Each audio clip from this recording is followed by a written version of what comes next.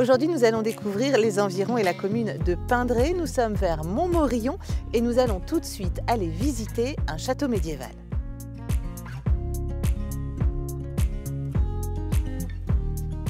Bonjour. Bonjour Claire. Vous allez bien? Bien et vous-même? Oui, ça va, merci. En bord de Gartempe. C'est pas mal. C'est vraiment magnifique. Et qu'est-ce que l'on voit quand on arrive?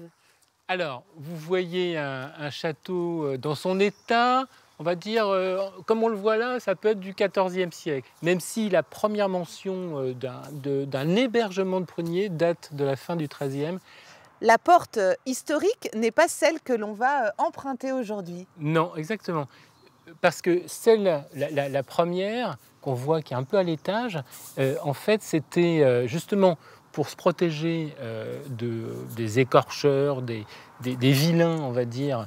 On grimpait avec un escalier en bois à l'intérieur de ce cube avec les 4 tours. Et puis, il y avait une cour intérieure et puis un endroit où on pouvait, puis des salles.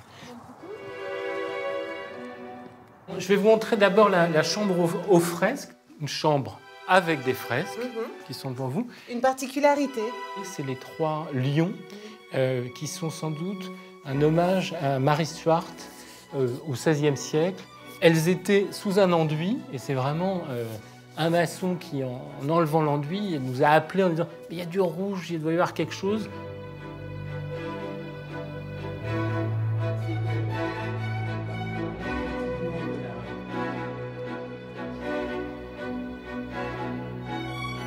Au XVIe, François de Fort, il achète un peu comme mes parents le bâti à demi ruiné et il fait effectivement 3 grandes salles de 80 mètres carrés et grande ouverture sur la Gartempe.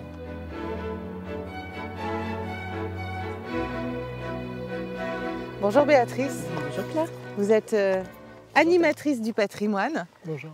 Où est-ce que nous sommes? Devant la chapelle de Graillé, Saint-Jean-Baptiste. Elle a quoi comme particularité en fait Alors d'abord, c'est une jolie petite architecture gothique qui est relativement rare sur le territoire. On a beaucoup de romans, un peu moins de gothique. Donc là, c'est l'occasion de découvrir une architecture gothique. Et puis des sculptures aussi assez singulières et particulières. Les petits modillons, les petites têtes sculptées qui sont en haut des murs représentent des personnages, des animaux, mais ils sont aussi très modernes pour certains.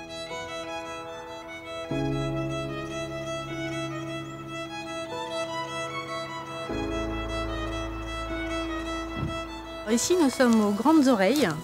Donc, Grandes Oreilles parce que un peu la maison des ânes, la ferme des ânes avec aussi bien les ânesses que les bébés, mais aussi les retraités.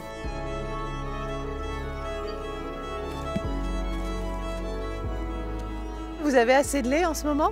Oui, alors en fait, on a assez de lait parce qu'on laisse la mère choisir le moment où elle veut sevrer son petit. Nous, on ne le gère pas et donc là, on traite encore Souris alors que sa fille a 18 mois. Alors Nicolas, ici, il y a des ânes, on fait des savons, on fait des produits cosmétiques et je crois qu'il y a un projet aussi alimentaire autour de confitures. Oui, alors là, on était que sur la partie cosmétique et on est parti sur la partie alimentaire, sur des confitures de lait, au lait d'ânesse, forcément.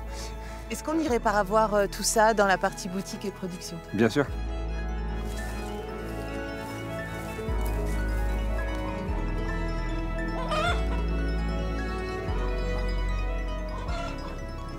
Alors là, c'est de la confiture de lait nature. D'accord. Mais on en fait aussi avec les plantes de la ferme. Donc on l'a fait avec de la verveine citronnée. Pour aromatiser un petit peu. Pour aromatiser, totalement. Allez, hop. Merci beaucoup. C'est très bon.